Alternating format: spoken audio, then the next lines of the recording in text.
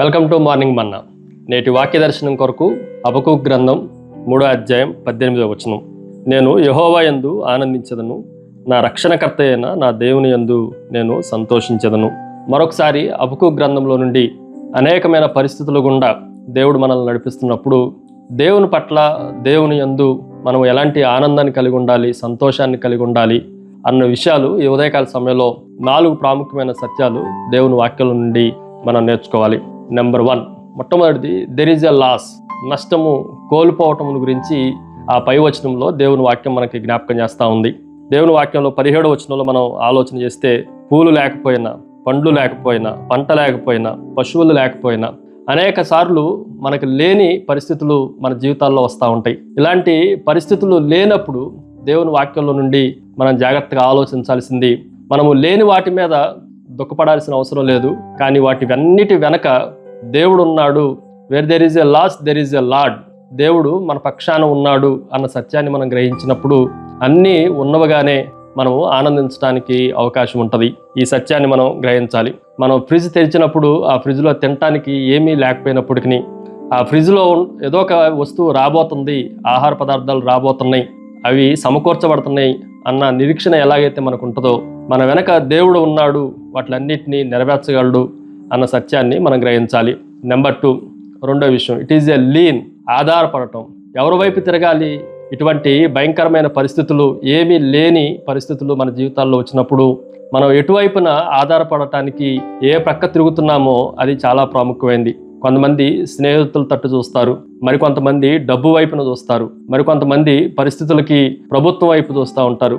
కానీ హబక్కూకుని మనం జాగ్రత్తగా ఆలోచన చేస్తే, నేను దేవుని మీదనే ఆధారపడుతున్నాను, దేవుడే నాకు సమస్తాన్ని సమకూర్చగలిగిన, సమృద్ధి కలిగిన దేవుడు, ఇవి ఉన్నా లేకపోయినా నేను దేవుని యందు ఆనందిస్తున్నాను అన్న మాటను మనం జాగ్రత్తగా ఆలోచన చేయాలి. దాని 3వ విషయాన్ని మీకు జ్ఞాపకం చేస్తాను. It is a look. మనము చూడటము. చాలా సందర్భాల్లో అనేక సార్లు, పలుమార్లు ఏవేవైతే మన జీవితాల్లో లేవో వాటి వైపున చూచి దుఃఖించే రోజుల్లో మనం జీవిస్తూ ఉన్నాం. కానీ హబక్కూకు మనకి జ్ఞాపకం చేస్తున్న మంచి మాట ఏంటంటే, దేవుని వైపున చూడండి, రక్షణకర్తవైన యేసుక్రీస్తు వైపు చూడండి, సమస్తాన్ని ఓర్చుకొని మనకి విజయాన్ని అందించిన ప్రభు వైపును చూస్తే ఈ లాస్ అయినవి అన్నిటినీ మరలా పొందుకోవటానికి దేవుడు మనకి అవకాశాన్ని ఇస్తాడు. ఫైనల్లీ 4వదిగా మనం జాగ్రత్తగా ఆలోచన చేస్తే, ఇట్ ఈజ్ ఎ లిఫ్ట్. పైకి ఎత్తటము. దేవుడు మనల్ని లేవనెత్తేవాడు. కాబట్టి కృంగిపోయిన వేళల్లో, లేని సమయాల్లో, ఖాళీ సమయాల్లో, అంత నిర్విరామం అయిపోయిన సందర్భాల్లో, నిస్సహాయ స్థితిలో తిరిగి దేవుడు మనల్ని లేవనెత్తగలిగిన వాడు. ఆయన పునరుద్ధాన శక్తిని చేత మనల్ని పైకి లేవనెత్తగలిగిన ప్రభువునందు మనము ఆనందించాలి. ఫిలిప్పీయులకు రాసిన పత్రికలో చాలా ప్రాముఖ్యమైన వచనం మనం చూస్తాం. ప్రభువునందు ఆనందించడి, మరలా చెప్పుదును, ప్రభువునందు ఆనందించడి. ఏమి ఉన్నా లేకపోయినా ప్రభువునందు ఆనందించే వారంగా మనల్ని మనం సిద్ధం చేసుకోవాలి. ప్రార్థన. సకల ఆశీర్వాదములకు కారణభూతుడవు తండ్రి, మా జీవితాల్లో ఏది ఉన్నా లేకపోయినా ప్రభువుగా మీరు ఉన్నందుకే మిమ్మల్ని స్తుతిస్తున్నాం.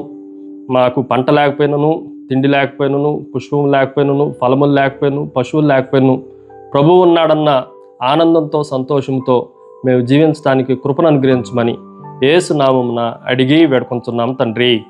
ఆమెన్. God bless you.